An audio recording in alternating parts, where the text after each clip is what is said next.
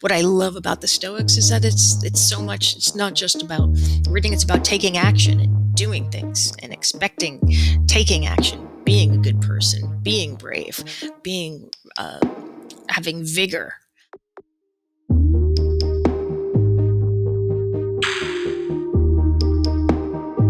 I love Charleston. I wrote my first book when I was living in New Orleans. Charleston felt a little smaller. Mm-hmm. And actually, we have. I met Matt Mullenweg, who's Yes. a buddy of yours. I met him because we were at a dinner party and we both bonded over one of your books. And No way. yes, and I love that. And actually, Matt is in my book. I talk about the story about Matt told me this funny story about how he was um, on a plane and a guy took off his shoes and the smell took human form and ran around the cabin. And so Yes. um, the stewardess took 2 bags of coffee beans and told Yeah. this guy to stick his feet in the coffee beans. So I'm always like, never drink coffee on an airplane.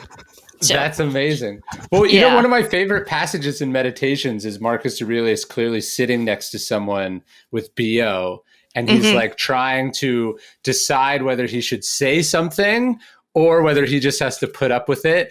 And I think about that like pretty much every time I'm on an airplane. And I just think like how so much has changed and then things are exactly the same.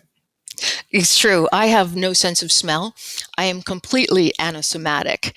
And my son plays hockey, and you never want to parent the smelly kid. And because I can't smell, Sure. I figured, well, regular soaps and detergents aren't going to do it. So I went online and I found Gorilla Wash monkey cage cleaner, which is what zoologists use to hose Sure. down their cage. And I figured, well, if it works for primates, it's probably going to work for my son's goalie equipment. And my husband and son said that the smell of monkey cage cleaner is actually worse than a nut cup. So it didn't work. No, I have a terrible sense of smell too. I had to have 2 operations on my nose for various reasons over the years, and it screwed up my sense of smell. And I basically I can only smell things if it's like turned up to 11, basically. That's funny. There is the short straw of anosomatics or cacosmia, where everything smells like the worst thing in the world. I think Okay. because of I lost my sense of smell when I was in my 30s, and having a bit of actor's training, I have a strong sense memory. So I can remember, like, if I say gasoline, I can now Yeah. experience gasoline. Um, Sure. but usually when you're playing sensory roulette, most people say, oh, yeah, I'll get rid of my sense of smell. But now that it's become more of an issue the with COVID, it's been interesting how people are Right. How do saying you know? how do you know? Exactly. Exactly. Well, where Um, I live in Austin, that we have this thing called cedar fever, and it's like this allergy from the cedar trees, and it mimics the symptoms of COVID almost exactly.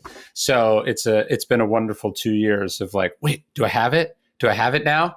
And then is it allergies? I guess I'll have to wait. And it's weird how the body plays tricks on us. it is. And that cedar smells so fantastic. And then you remember that it also is what people use in hamster cages, and then you can ruin it. So I think that so much about life is how we perceive. This morning, I got up and I was reading a little bit of Emerson, Mm-hmm. and I loved how Emerson said, like, nothing great in life ever occurred without enthusiasm. And Jim Valvano, the basketball coach, is a big here in Survive in Advance, and he really gets into the Emersonian quote. And it's been very sweet having a son who is an athlete, how the Transcendentalists and the Stoics have really inspired him. It's been really cool. So this morning I told him, my within our family, we don't have any technology at the table, only philosophy books. And he has grown up with Daily Stoic and all of your books. Oh, And so he's just outside of Charleston. He's the captain of his crew team. And he sent me this really sweet note. And he was saying, just, write it on your heart that every day is the best day of the year. He who is rich, who owns the day.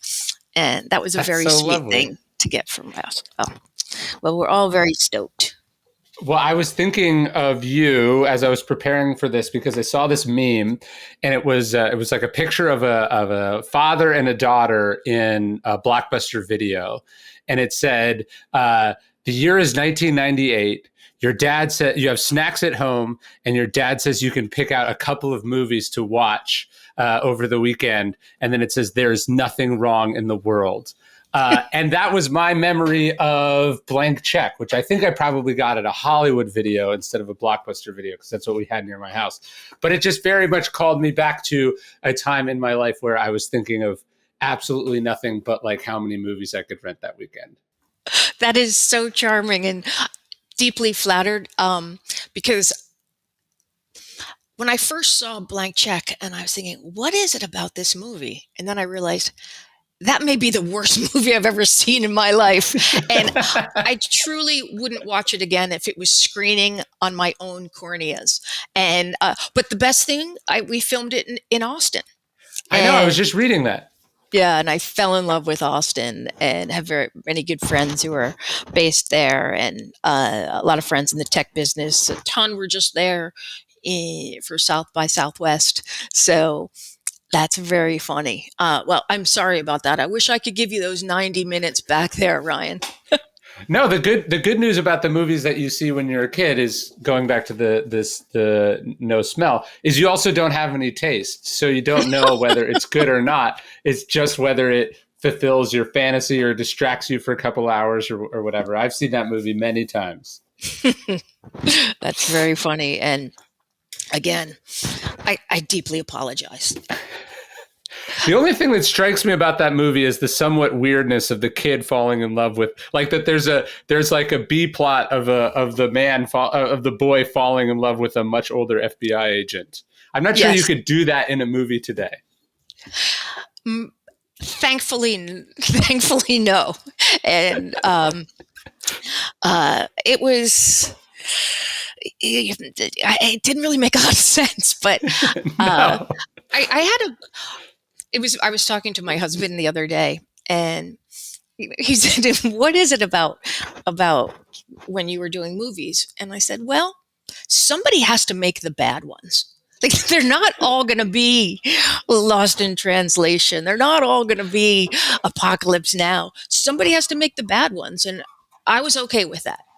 Back in the ancient world, philosophy wasn't abstract, it wasn't theoretical, it was designed to help you live the best life. In Stoicism 101, we have a 2-week course that will introduce you into philosophy, that will make you a better person. There's interviews with me, daily lessons that will challenge you to be better, give you new ways of thinking, tackling the problems of life, becoming your best self. As Marcus Aurelius says, you could be good today, but instead you choose tomorrow. Epictetus says, how much longer are you going to wait to demand the best for yourself? Check out our new course, Stoicism 101, at dailystoic.com/101. Well, isn't that the Epictetus line that we're all actors in a play and we just have to do what the director tells us, basically? Exactly. And it was interesting because at that time, probably when you were about 7 and suffering through Blank Check, that's when I really just dove into meditations. And it's interesting that in life we have our native our ancestry, but I believe we also have our native decade, and that's Sure. I think where we become awake. And I think in the 90s, it's where I learned to read myself a new brain, and that I was just really motivated to I always believe it's never too late to get smarter or better. And it was inspiring to dive into the Stoics, especially Penguin Publishing used to have something called a 90p, and they were small little classics, and they could Okay. fit in your pocket, and it was just masterful. And just getting to read all the classics and diving back in. So it's been amazing, because essentially education is free. What we Sure. pay is attention. And so that's what you're willing to pay. And I loved that education can somewhat be a meritocracy. It's what you put into it. And we often forget, I read this statistic that we often forget about 80% of what we learned the day before, unless you really make conscious efforts to make notes and follow up. And I feel like that's very illuminating. Well, you tell the story in the book. What was your introduction to the Stoics? A friend just says, "Hey, you should read Marcus Aurelius." How does this go? What's going on in your life that you get passed on to the Stoics? Well, it's interesting. I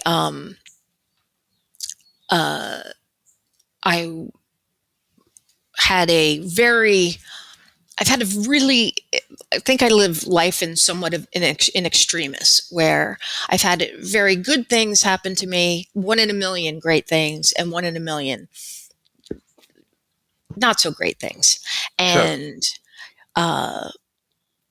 working, I was a recreational therapist. I grew up in a family where service was absolutely a part of the deal.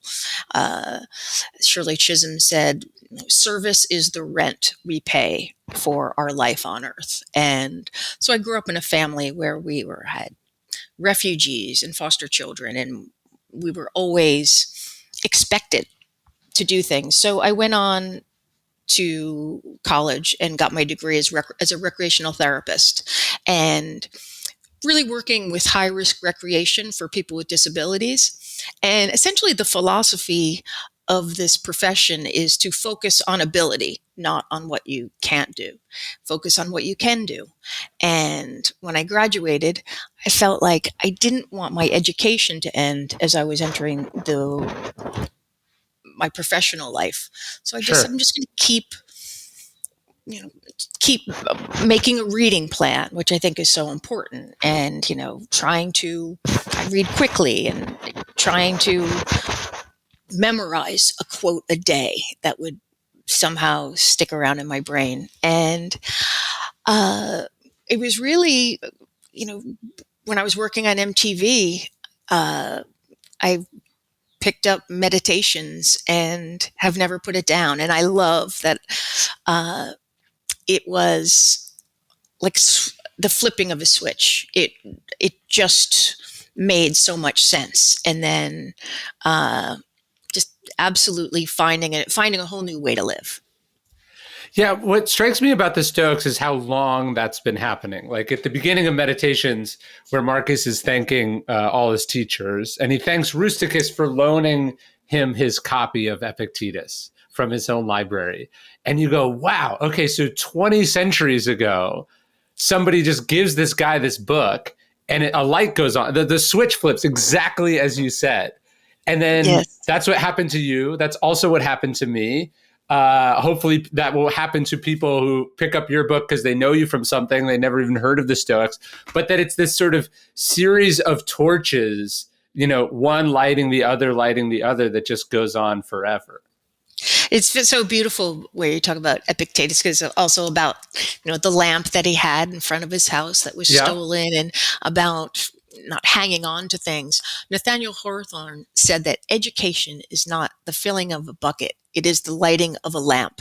And again, that torch metaphor, I think is burning in all of us. And I think one of the beautiful things is how we often want to share and kindle this passion. I think what's so beautiful about philosophy, and especially the Stoics, the practical Stoics like Epictetus, Marcus Aurelius, Zeno Cyntium, that Rufinus, that we all want to share. And they were sharing. And there is such beauty in that. It's gorgeous. There's a pay it forwardness to Stoicism. It's not evangelism, which, is this idea that like, you are obligated to save someone else. It's more like, this worked for me. Can I share it with you? It's magic, and there's something so attractive. I believe that when you're passionate, you want to share, and that was incredible when my husband gave me a copy of Discourses, and that amplification of gratitude for this writing that was 20 centuries ago, and how it resonates with all of us. And that's what's so beautiful. And there's something that you're giving with the gift of the Daily Stoic and the Daily Dad, is that often the view is, philosophy is not for me, but it's for everyone. And it's just a practical way to navigate the world. And it's joyful. And I love that, some philosophers are absolutely right bonkers. Diogenes the Cynic, who lived in a jar and said, I'm like a dog, I bite rascals. And he was just a madman. I just love it. So the mid-90s, you're reading the Stoics. Is this before or after the diagnosis that changes everything for you? So, well before. And I was working at MTV, was working sadly making the movie that you had to suffer through, and working with Michael Moore on a show called TV Nation. And it was just such an amazing experience. And I was at an industry event, and I had a headache, and I normally don't get headaches. I think I'm more of a carrier. I give them. And I had a headache, and it just never went away. And I had no idea that where I am now, 25 years later, that it would be possible to live in chronic pain every single day. But I believe that there's a steadiness that the Stoics gave me, that understanding that gratitude, is the greatest of all the virtues, but the parent of all others. And to find gratitude, even though my illness had to reroute my entire life, my career, I'm no longer could be insured, my fertility, my job, my physicality, and losing, feeling in my hands and feet. Some days I use a cane, some days not. I just felt like I can handle this. And I really believe that having a scaffolding of knowledge from the Stoics made a devastating, catastrophic illness seem to be but something that I wasn't so special, and I was going to be able to deal with it. Was it a slow moving catastrophe, or was it sort of quickly onset? Like you were told this is how it's going to go, get ready? Or has it been 25 years of sort of worsening symptoms and pain?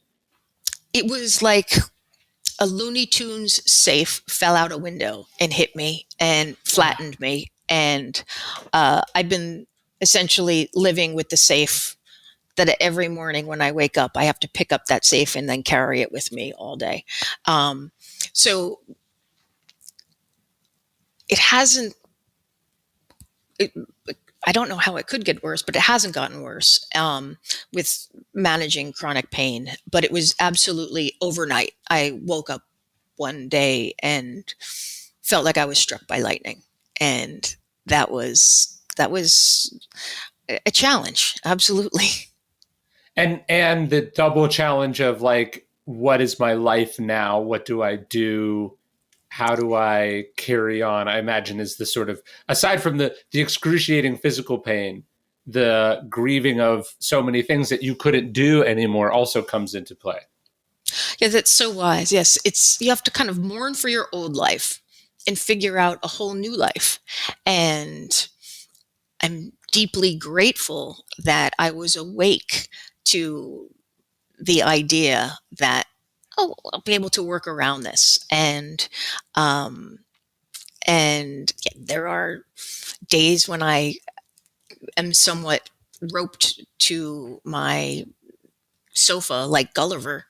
And then other days where I'm really kind of high functioning and I'm able to be in my friend's house and talk to you. So I'm grateful for every day. And I do believe that chronic pain and happiness absolutely coexist. I think, you can't have your happiness predicated on outside circumstances, and you just have to find it where you are.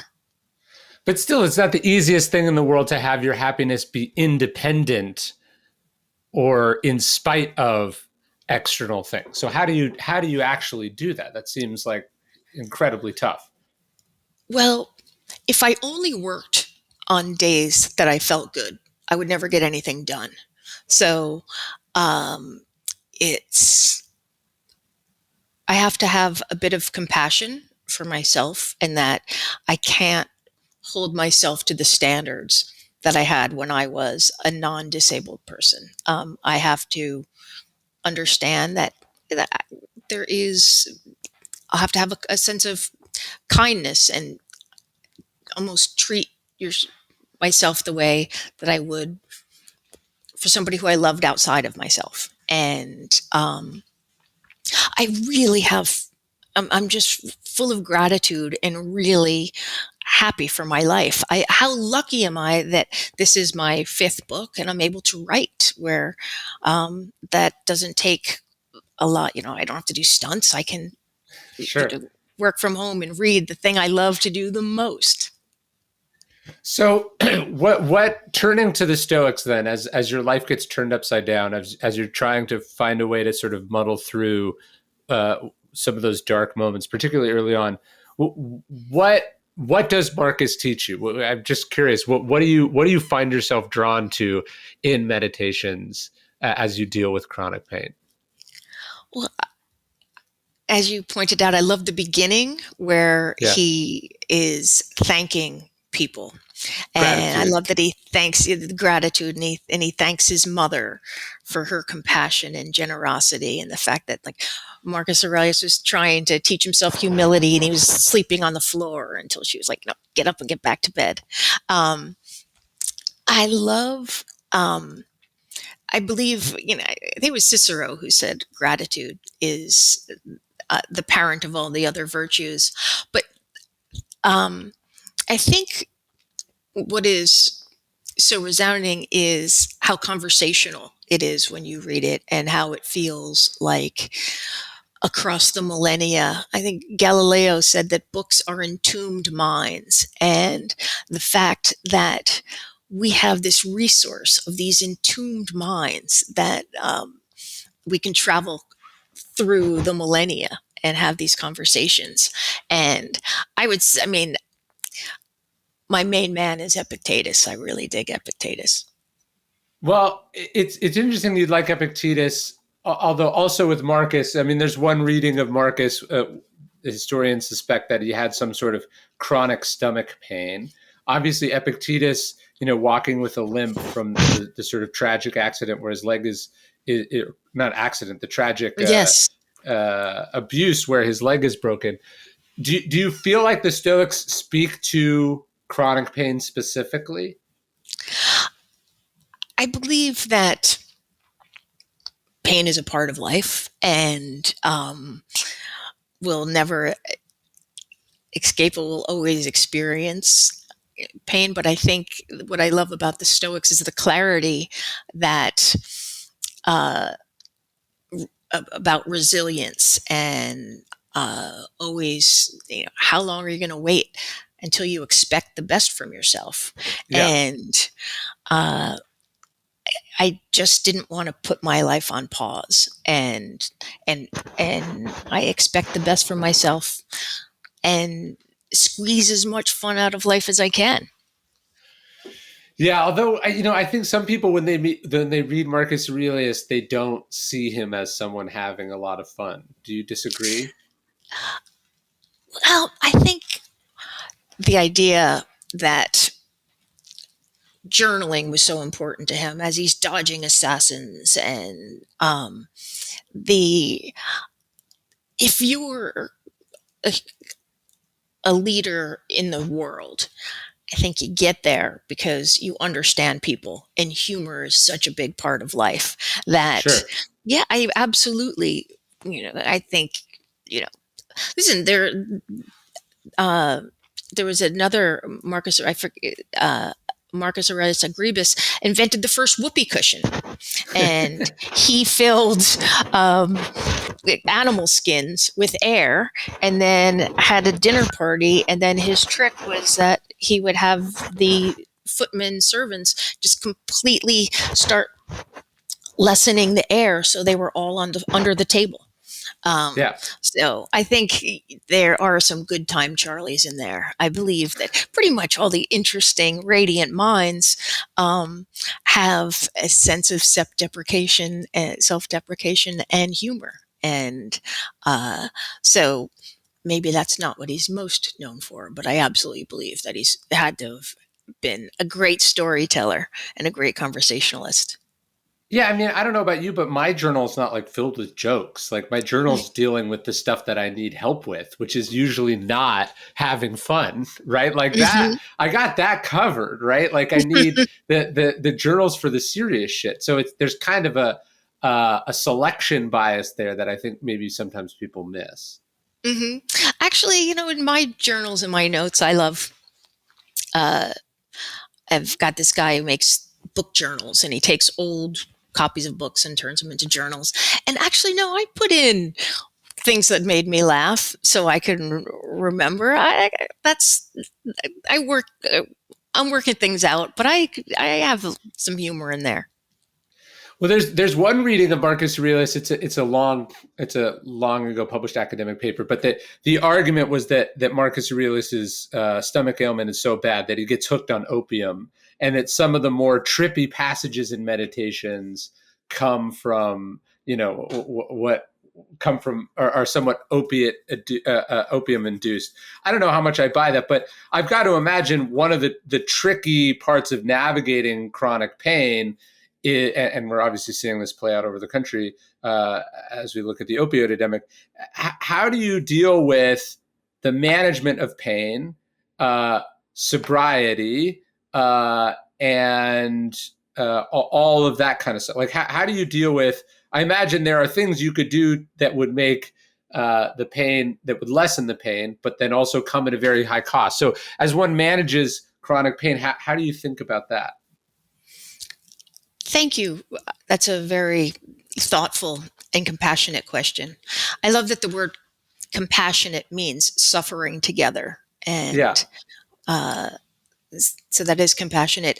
You're absolutely right. Every day it is a choice. I have to decide what I need to be game for. And Yeah.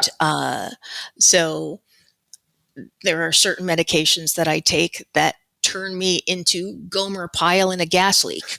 I am not what I think of as the best version of myself. And it's something that I have to kind of build into every day. And I think because I have to almost take an account of what do I have on my schedule, how am I going to manage taking my prescribed medicines, and then how am I going to go and squeeze the best out of myself and the best out of this day. It's interesting when you talk about Marcus Aurelius and his stomach ailment, because in ancient Greece, poppy was it's where we get opium was they made a tea and it was called poppy juice, and they would often didn't know how to calibrate it. Yeah. But possibly that some of those loopier passages may be a bit of the plant. I don't know, but it's an interesting question. I think historically it'd be very interesting to look back on that.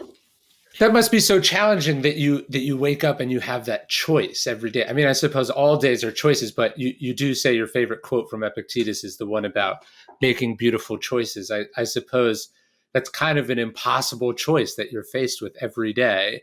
How much pain am I willing to tolerate? How much consciousness am I willing to dull? And that sort of tension between those two things it sometimes be totally excruciating.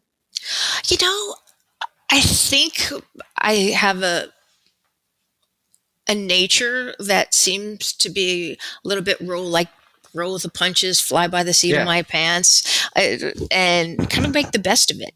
I mean, our life is made of time, and there is no part-time, free time, downtime. It's me time. No, it's all time. And so I look at life almost as an actuarian. And Oliver Berkman talks about how there's 4,000 weeks in our life. And I loved a passage that you had in Daily Dad. Like, we have kids for 18 summers. And I find that to be beautiful. But the rest of my family finds me to be a bit morbid. And perhaps I've always volunteered at a nursing home. When I finished college and was back, I was working at the nursing home that I volunteered at when I was 12.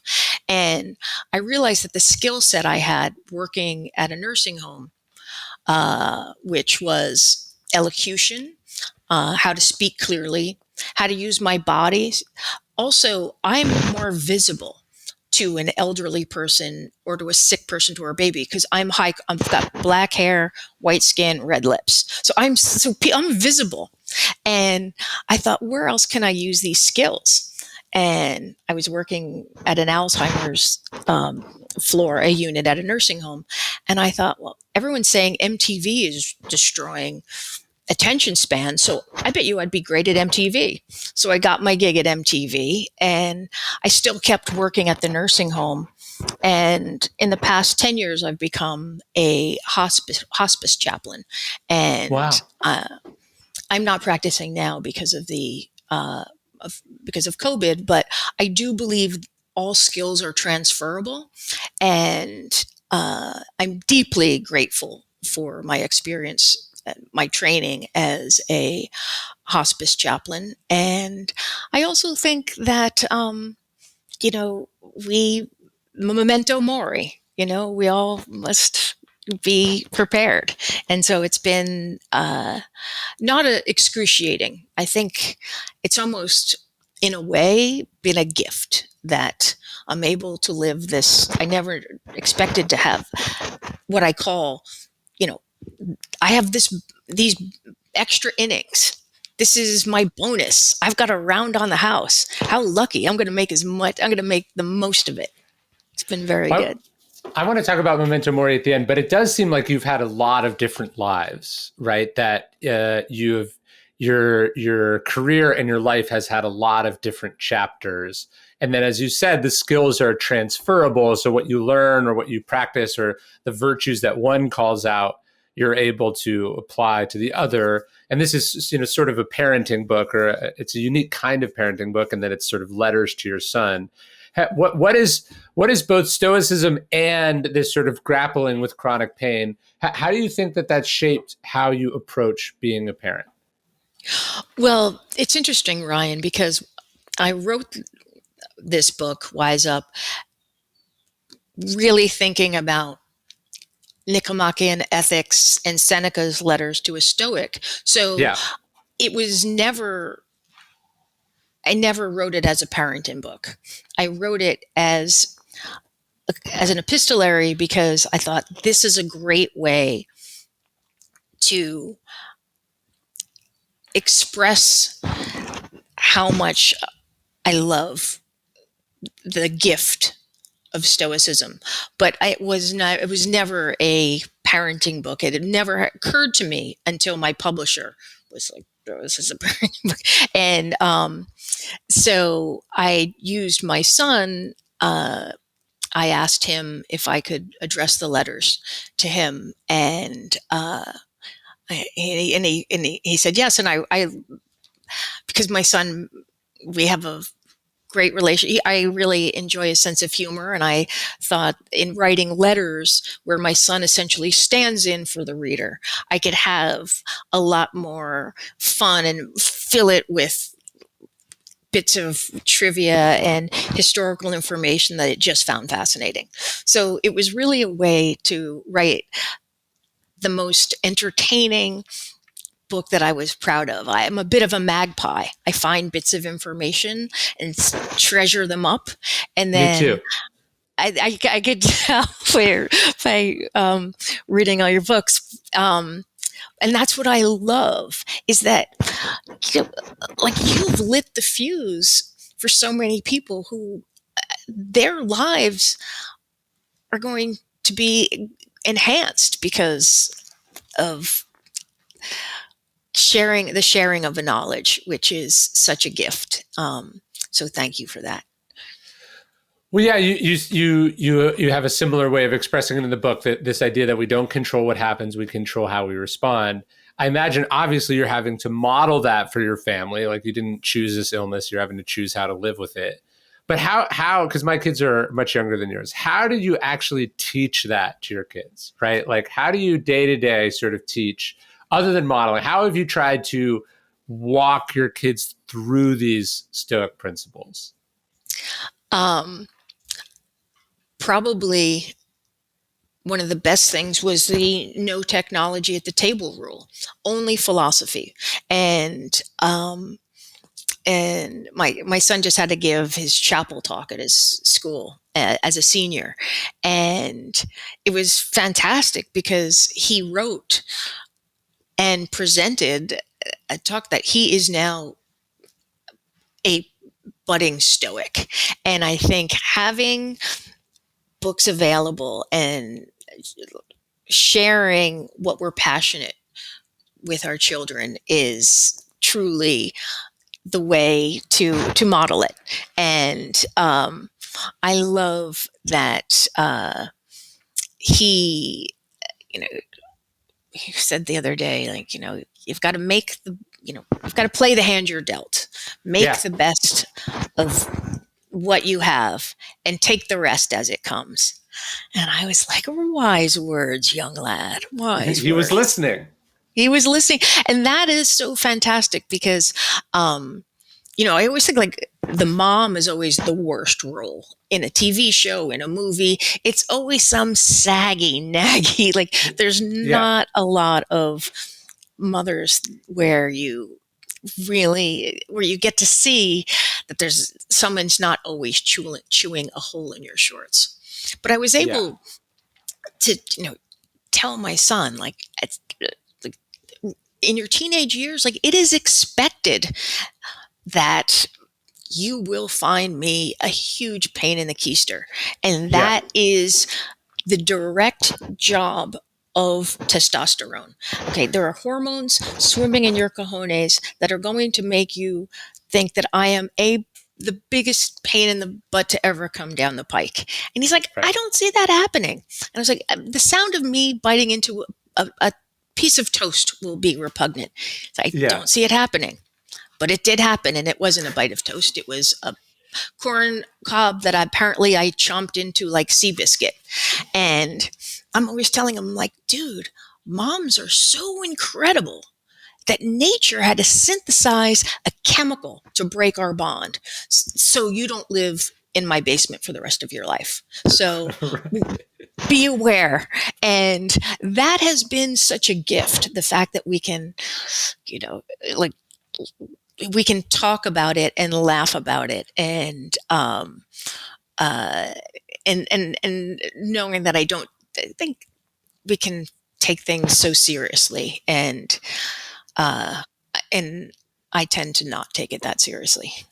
Well, no, I love what you just did there, because obviously I think sometimes we forget, because the Stoics feel so modern, that they were writing 2,000 years ago, right? And so the idea that they would have understood that there's a chemical that's operating in the relationship that's provoking certain reactions, it's likely to do X, Y, or Z. They wouldn't have known that. But I feel like 2,000 years later, they would have like what you just did was, you're like, okay, here's the situation that's likely to happen. Here's the cause of it. So let's understand it. We're still going to get frustrated with each other about the toast or the corn on the cob. But because we understand it, because we've talked about it, we're not going to let it feel like the end of the world. We're not going to let it blow up into something bigger than it is. To me, that's what the Stoics are talking about when they talk about sort of using your reason rather than just your emotions. And I do like to think that if Marcus Aurelius or Epictetus or Seneca was around today, they would be incorporating these understandings of these concepts into what they're doing. I read a thing from Adam Grant. He was like, the worst thing we do to parents is that we don't teach them any basic psychology or like that they're just flying blind and they don't understand some of these forces that are operating just below the surface that are affecting every part of this really difficult thing we're doing. Exactly. And we just flew to Charleston, and our flights were delayed, and flying is more complicated. And I think the fact that, Aristotle said, it is expected that unexpected things will happen. And, the problem is that we don't expect problems. Well, I expect problems all the time because I am a walking biological complexity. And so while we were at the airport, there was a family that was blowing their top, and the outside reaction, as if they were the only people out of the 200 that were on this flight. Sure. And it was the three of us, we had compassion for everyone who had to deal with them. We also tried to have compassion for the people who were blowing up. But the fact that we understand that life will not be perfect, and I can accept that. And that was something that was really great to see my son take in this information, and also now being awake to the idea that unexpected things will happen. The problem is we don't expect problems. Yeah. And my wife and I were just doing this yesterday. We went to this drive-in zoo down the street from our house. And so we thought like our kids would have this amazing time, and they did. But on the way back, my son, who's 5, had just like a complete temper tantrum. He wanted to watch something on our phone, and we said no. And he just had this complete meltdown. He's like screaming all this stuff. And there was a part of me that's like, you can't let your kid act that way. Why are you treating me like this? We just gave you everything you said you wanted. And then it was like, wait, when did we eat last? And then it's like, you're obviously just hungry. And so we sort of catch ourselves and we go, okay, like obviously we don't have any food, so this is going to go on till we can get some food. But just the idea that like understanding like, okay, you're acting this way and I can react to the surface level behavior that I'm seeing, or I can understand, and I could, my parents would have just yelled at me about this, right? They would have tried to like crush the behavior and made me feel like I was doing something wrong by the way I was being, instead of just understanding that this is a 5-year-old who has zero control of themselves and is actually just really hungry. And by the way, it's my fault because I didn't give him food on the schedule that we normally eat food, right? And I think this idea of sort of understanding what's going on beneath the surface with people is like one of my favorite parts of Stoicism. Absolutely. And it's a gift that you give yourself, but it's a gift to others, because when I'd like to be a good person when things aren't looking too good. Like I'm really good in a catastrophe, which is why I was drawn to becoming a chaplain and being a part of. I'm a volunteer with the FEMA, the Office of emergency management.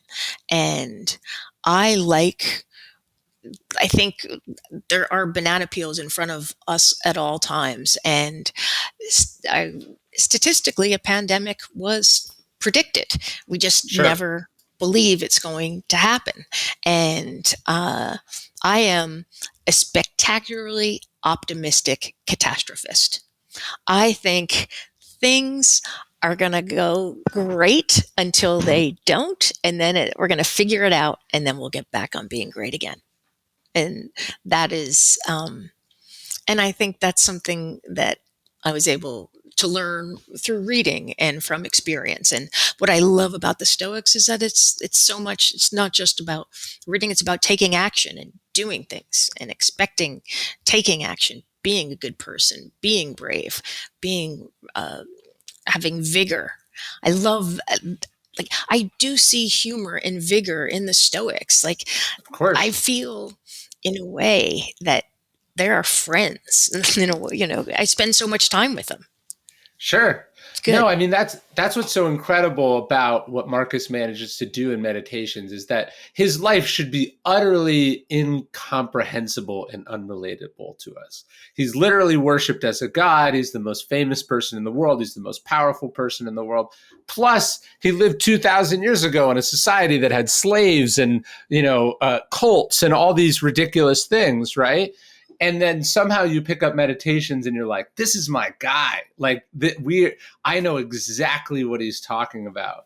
And I think that's what art does, right?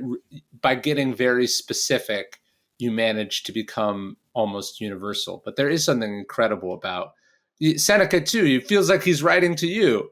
Or Epictetus, it feels like he's calling you out instead of whoever it was in the lecture hall that he's speaking to in discourses. It's one of the most remarkable things I've ever come across in my life.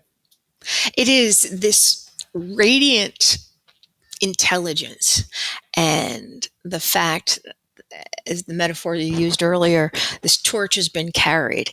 And how lucky you are, how lucky we are that you read the book that changed your life and that has now put you on a path that will illuminate people for centuries to come. That's a real gift. So thank you for doing this. I mean, it takes a lot out of you.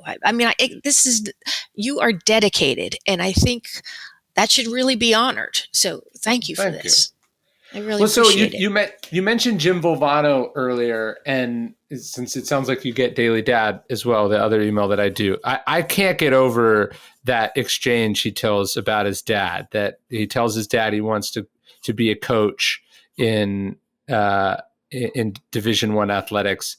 And his dad, goes in the other room and it says, Jim, come in here. And he comes in there and he goes, you see that suitcase? And he goes, yeah. And he's like, my bags are packed to watch you play to watch you coach in the Final Four. Just this idea of being a fan.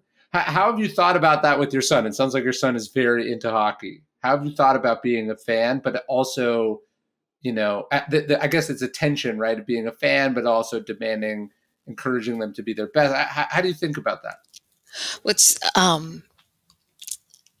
It's interesting because my husband and my son never met me when I was sporty and active.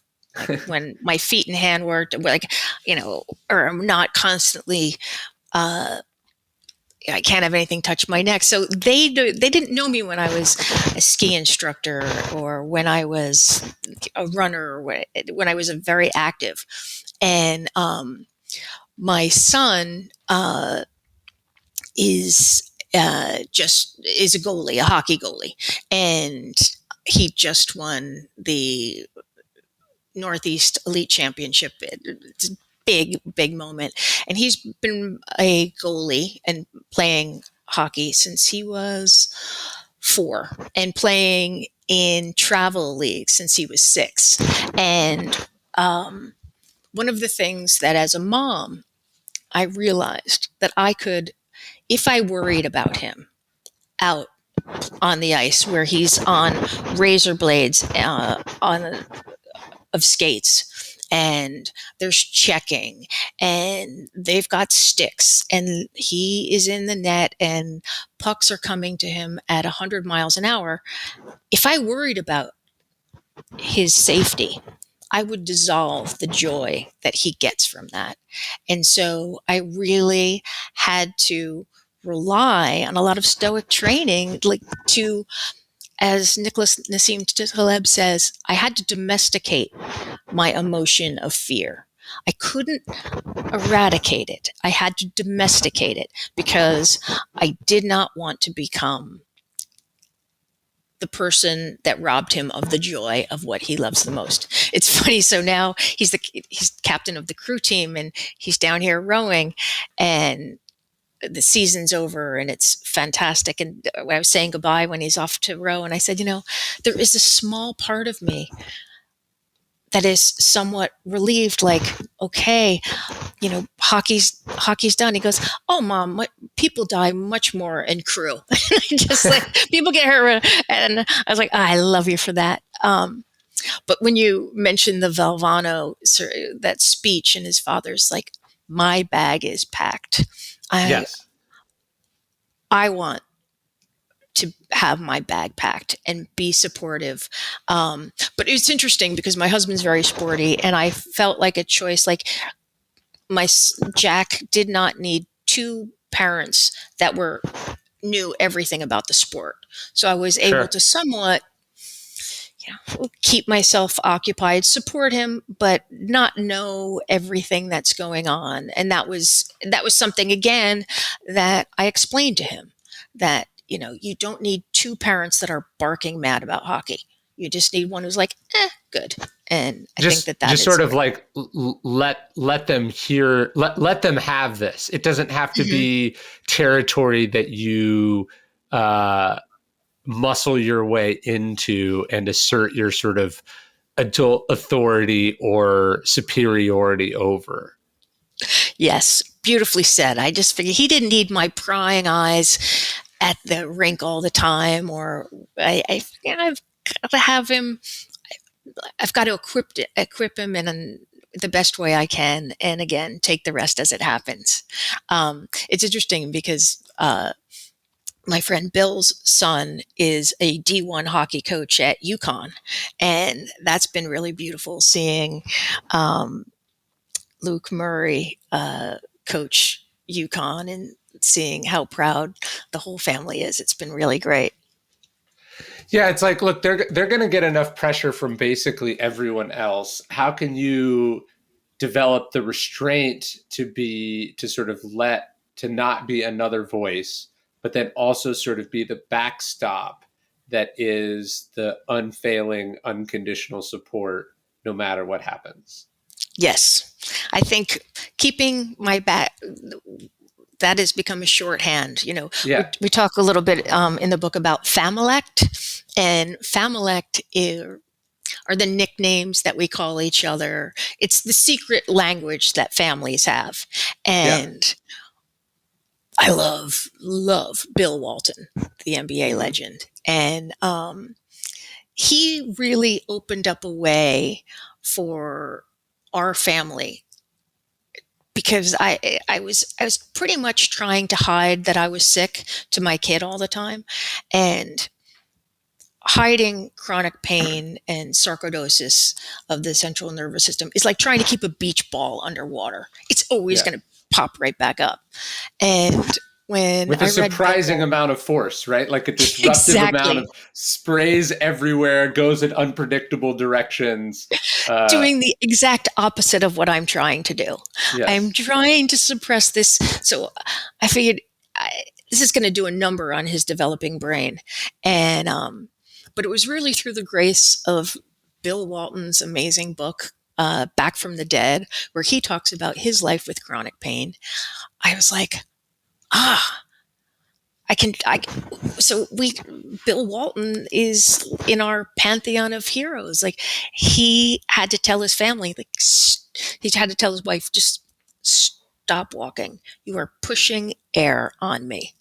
And I didn't know how to say that. Yeah. And now I can say it.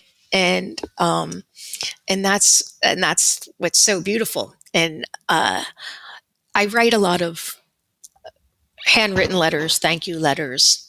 I've written letters to you in the past. I never put a return address because it's not about reciprocity. It's just thanking people for, and I have been doing this since I was a kid, and then picked it up again when I was probably in my late 20s, early 30s. Every day I write a handwritten thank you to some random person in the world. And So that, gratitude's like a literal practice for you. It's not just like I try to think about what I'm grateful for. You actually write it down every day.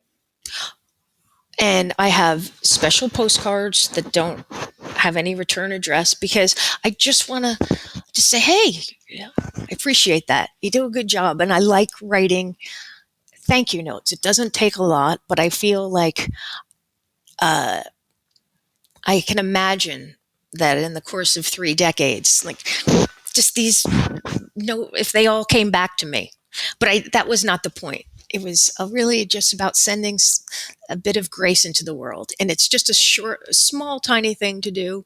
But I really like it. And I like think about like, who am I going to thank now? Like, yeah, it could Wow. be, somebody who works as a hostess at a waitress, or the lady who I saw on an architectural tour. Just good job. And I mean it. Well, that's what's so remarkable about that first chapter of Meditations, which I had someone look. It's almost 10% of the book, like by word count, is that they would have never seen it.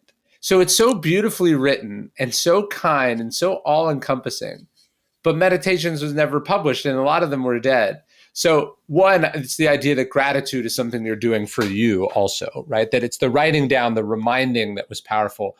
But then I also wonder, like, did Antoninus know what he meant to Marcus Aurelius? Like, did Marcus Aurelius also articulate to Sextus the philosopher, or to his mother, or to his brother while they were alive? Did he also manage to express that gratitude with the same comprehensiveness and clarity? I part of me suspects that maybe not, that the reason he was writing it is that he felt like he'd missed the window. I don't know. I could be just making that up.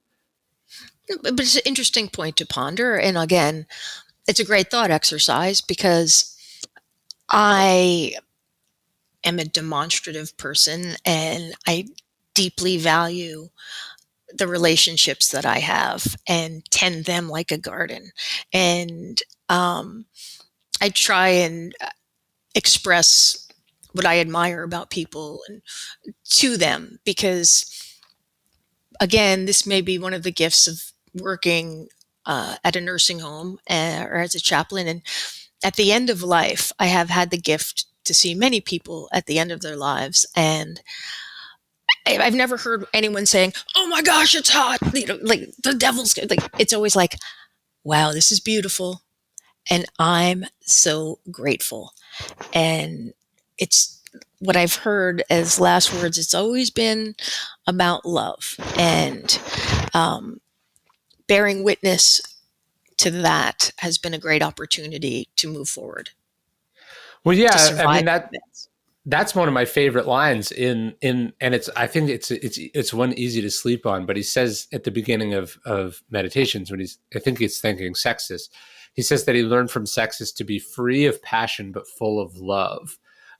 Which again is not what you would think of when you think of Marcus Aurelius, but that he was striving to be full of love is to me just a whole other side of the Stoics that we don't think about very often.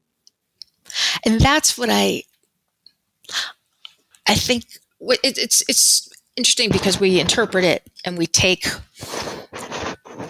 read the same material, but we take many different things out of it. And I really see so much of the radiant appreciation for every day where life was really hard in the golden age of Rome, which was only 40 years. 80% were enslaved people. And it was not an easy time. The life expectancy was about half, and yet there is a gratitude for love. And I love this idea of decanting passions. One of the things that I really love about the ancients was the Greek idea of love was not the erotic, romanticized idea. They had many forms of love. They had self-love, philautia. They had brotherly love, Philadelphia, what love for everyone, agape, ludos, the playful love, and the idea that erotic love, which passionate romantic love seems to be what all the love songs and popular culture and film are speaking of. But there are so many definitions, and the fact that our measly alphabet of just 26 letters, and we put 4 of them together, LOVE, yet it contains so much. And I find that just to be unbelievable. That we say, oh, I love Frank Sinatra, I love Charleston. So that's what I love about Bill Walton, how he's always using the word love when he's calling a game. I love bicycles, I love volcanoes, I love my life, I love wife Lori. I love that about him. He uses love like a old master. Yeah, no, you're totally right. Well, look, I want to talk to you about Memento Mori real fast, but I did want to call out my favorite part of your book is at the end. You have a letter where your son writes a letter to you at the end of the book, and he had The Great Gatsby is one of my favorite novels, maybe my favorite. But he says, "Remember little Pammy in The Great Gatsby." Neither did her mother, Daisy Buchanan. You are a much better literary mom. First off, that's such an incredible compliment to you. And to me, it seems like if you could ask for success as a parent, that something like that is exactly what you'd want to hear. But you're totally. It struck me as such a great observation because you're right. The kid is never named in the novel. The parents live these preposterously self-absorbed lives, obsessing about this long lost love and going to parties and what other people think about them, and then, covering up the murder and all the stuff that happens in the book. But never once do you hear Daisy or her husband or Gatsby himself express even the slightest interest in this child. I just thought it was very. Your son has an eye. Yeah, I thought it was really funny. I also loved how he mentioned with my kid. I don't do a lot of social media, but if I ever mention him, and when I was writing this book, I asked for his permission, because in France, if you post a social media post of your child, you can be brought to court and you can be sued and pay a $7,000 fine.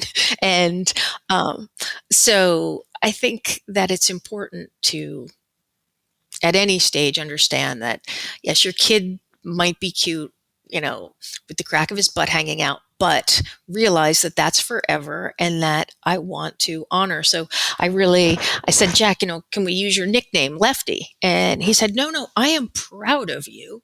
And Aww. I would like you to use my real name. And he's a quiet, humble man. I read this interesting, but statistic, and I don't know how scientific it is, but it said that the average adolescent male speaks about 4,000 words a day, and the adolescent female speaks about 20,000 words a day. And so he's a man of few words, but I think, he can't be a gas bag like me. And it's been interesting to kind of draw this out of him and to be able to work on a project like this. And I was very impressed that he pulled out the literary mothers that he had read about, and where did I rank? It's very good. Well, my last question for you, and I was just thinking about this more because we went to the Austin rodeo on Saturday, and my kids won a goldfish, that like ring toss, and then one of them died by Sunday night already because my son overfed it, and even though I told him several times this is exactly what was going to happen, so now we're already having to have this little discussion about their pet dying and how the pet won't come back. How have you had to think about, it's one thing for the Stoics to say memento mori, act as if death hangs over you, which it does in the loosest sense, but in your case, it sort of literally does. And memento mori isn't just a philosophical practice. I imagine it's a crushing reality at times, or an overwhelming fact of your disease. Talk to me about memento mori and how Stoicism has helped you, and then how you've had to think about it as a parent.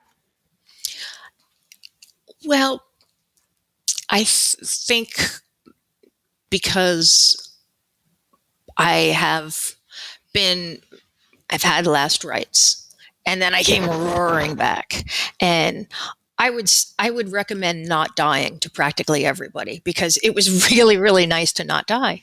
But I don't have that great fear, and I think that I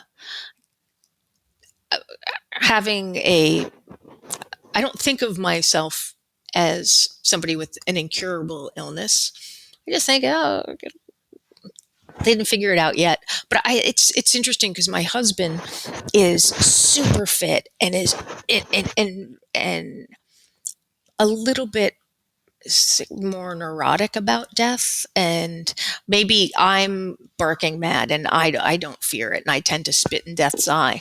I'm glad that my husband has a maybe more level view, and I just realized at my son's school, there's a monument to a woman who went down on the Titanic, and her name was Edith Course Chase. She was only one of the 4 first-class passengers who went down on the Titanic, and she gave her spot on the lifeboat to a mother who had 4 children. And her monument says, "Love is stronger than death." And that's what I believe. One of my best friends in the world has ALS, and we were diagnosed around the same time. And actually, I had a head start. I was a grizzled veteran by about 10 years. So she is dealing with ALS, and one of the things that she told her children was, "A mother's love is eternal." And I love that. And I just feel that love is stronger than death, just like that monument notes. And so perhaps I do not fear death because I don't fear love. I embrace love, and I believe it's eternal. And it is what puffs us up. My 4-chambered organ is pumping right now. My 40 trillion cells are thrumming right now. All I have is this moment. All I have is this day.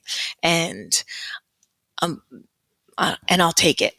I can't imagine feeling any different about life or my life ending. And I've been close, and I've had to prepare. One of the things as a chaplain is one of the exercises is you have to prepare your funeral.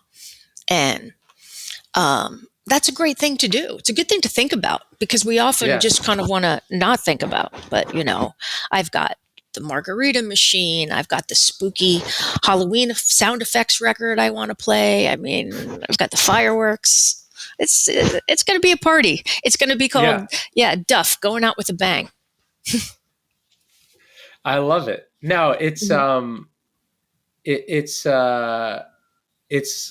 I think about this where, like, obviously you don't want to be, you would never want your life to be cut short. I'm sad when I have to go out of town or when I have to be gone all day or whatever. And I go like, that makes me sad. And then I catch myself, I'm at home and they want to play. And I'm like, no, sorry, I'm busy. Right. So it's funny, like we want more time. But the irony, as Seneca points out, is when we have the time, we don't actually spend it on the thing that we say we care about. Carpe diem, carpe noctem. I mean, that's like, why just the day? Let's carpe noctem as well. Seize it all. Yeah, or seize right. It's like, forget the day. Why don't you just handle like these next 2 minutes in front of you and not waste them? It's really interesting. I read a lot about like the Lancet, and I've tried to read as much about biology and psychology, and that the signal of pain lasts 6 seconds, but it's just constantly. What's happened with me is the lesion in my central nervous system grew so big, and your skull is a contained environment, that it destroyed the nerves in my medulla and cerebellum. And so this part of my brain, there's like a baseball-sized granuloma. And normally your cells are permeable, but sarcoidosis makes them like crystals. So they're like sugar. So they can't talk to each other, and there's causing... It's crushed all the nerves. So as my brain is constantly keeping me alive and keeping me moving, it's also saying like, hey, there's a big problem here. So it's like this car alarm that's always going off, like, there's a big problem here. And I can't get it to turn off. So I figured, if I get mad at this, I'll be mad all the time. So I have to accept what I have and make the most of what I have. And I have deep compassion for people. What's interesting, the word pain comes from the Latin pona, which means punishment or penalty. So living with chronic pain is almost like being punished for a crime you didn't commit. And pain reduces language. When you're in pain, you can't talk. You're just like, "Argh." Yeah, turns you into an idiot. Exactly. Well, a true idiot in ancient Greek was a free person who didn't vote in a democratic election. So I like that the idiot is not is a person who doesn't vote. Idiotus. But yes, it does. And it can turn you into an object of pity or, I just recognize that pain reduces language, and that writing and talking to the world through books has been such a gift. And I think I'm much more eloquent out of my left hand than I am out of my pie hole. So it worked out for me. I'm grateful. Well, Karen, I'm very grateful for the book. It was beautiful and thoughtful, and it's a fun read. And I'm so glad we got to talk. And I don't know if in 1997 or 8, when I was watching Blank Check, this is where I thought we'd both end up. But here we are. It worked out as was fated, the Stoics would say. And I'm so glad we connected. But I hope you have a good day. And tell Bill I'm, of course, a huge fan. And tell your son. All right. Tell your son I really like that line. I'm going to use it. Thank you so much. Take care, man. Thanks a lot. Bye-bye.